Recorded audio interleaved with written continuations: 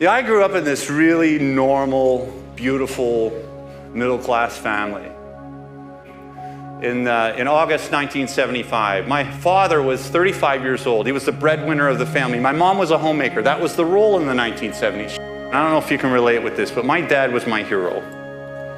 And not everybody has that kind of dad, but my dad was my hero. He was a hockey coach. He was a baseball coach. He was the kind of man you wanted to be your best for.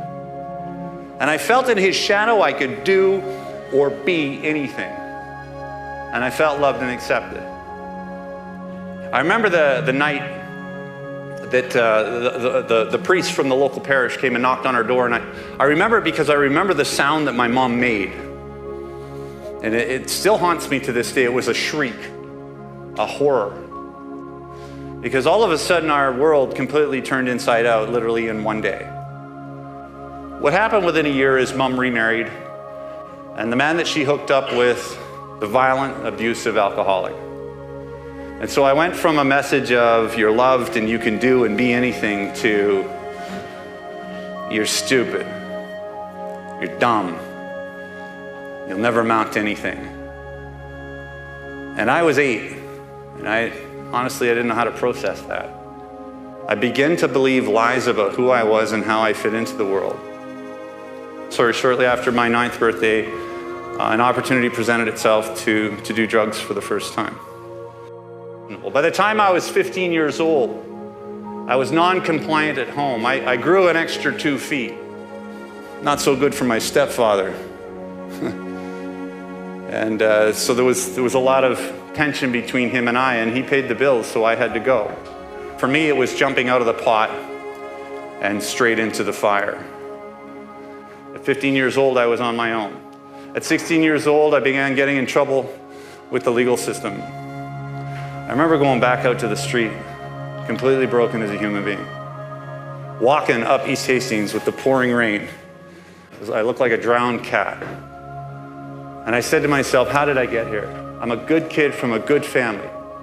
How did I end up in this much trouble?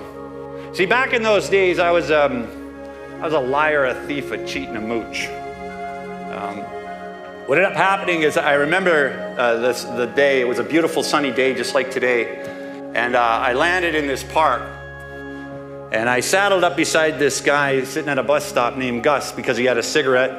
And he gave me a cigarette. He was a really nice guy. And he gave me a couple bucks too. But he gave me something more. The entire time I was sitting there talking to him, Gus said to me, he says, you know, Joe, he says, there's more to you than you can see. He said, but life is, you know, it's kind of dirtied your windows, and so the light doesn't get in, and your light doesn't get out. You could go on to do extraordinary things because you're a real bright guy. I remember when he was talking to me and he was speaking his truth into my life, I was looking over my shoulder for someone else. Because what stood before him did not align with his words. What stood before him is a man with dirty, matted dreadlocks, scruffy beard, broken yellow teeth, dirty, homeless clothes, and a stink. But he said to me, he said, there's more to you than you can see. For years of my life, I didn't take accountability for my own actions. I blamed society, I blamed my stepfather, I blamed everybody else except me. And that kept me from actually taking responsibility for my own behavior in my own life.